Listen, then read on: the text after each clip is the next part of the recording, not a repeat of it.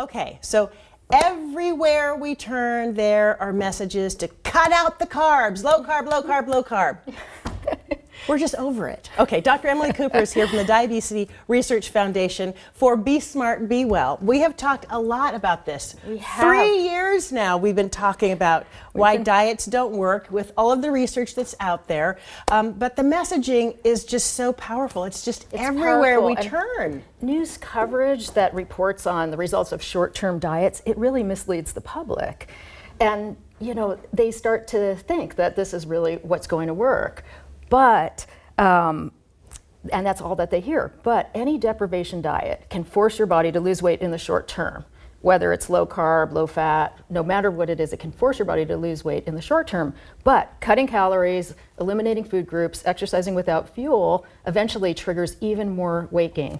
And in spite of decades of science, for some reason, low carb diets in particular have really taken the nation by storm. And it started in the 1940s with what's called the meat diet. Right. And then there was the Atkins revolution, which came after that in the 1950s. And now more current diets that are low carb, like paleo and Whole30. And there will never be a shortage because there's always people that are offering a new diet and always people looking for a solution. And it's so interesting because, and I'm like a lot of you, we've done diets after diets, and we know that they work in the beginning, like you said, and then we lose weight in the beginning, and then we have gained all the weight back and then some, over and over and over again, and even though we know we're going to do it, and the science tells us that the diets don't work. So why are we still hooked on them? You always have to remember that the diet industry is just big business, and it includes commercial diets, medical weight loss programs, commercial products and gadgets, and all types of things. And we want to believe that all those people know what they're doing. Right. They all know what they're talking about, and they're going to work for us. Because the short-term results kind of lure you in into thinking it's going to work.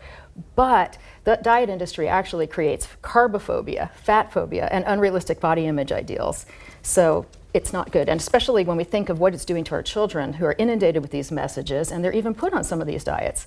And actually, current research in 8 to 12-year-olds showed that those who are in the overweight and obesity categories, actually, this will be shocking to the viewers, but they were consuming less calories, less carbohydrates, less fat. They were eating more protein, more fiber than the kids that were in the normal weight range. So it's illogical to think that another diet's going to solve the problem.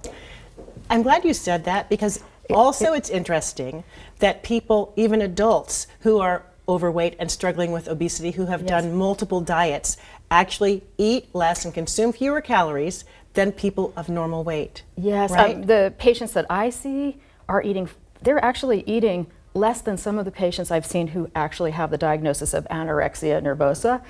But because they've the done patients so many deprivation diets, have this extreme obesity because their metabolism has slowed down. We only have 40 seconds until we have a hard out. Okay. So what is the best advice? Well, studies do show eating a wide variety of foods, whole foods, will reduce your risk of obesity, metabolic syndrome, which is heart attack, stroke, and diabetes risk. So eat a variety of whole foods, don't fall for the next diet, and try not to put your children on a diet as well. Yeah.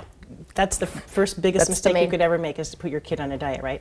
Okay, so listen, there's so much research out there that is on king5.com. Yes. We have research under links Be Smart, there. Be Well. Yep. So go to our website, king5.com. Dr. Cooper, thanks.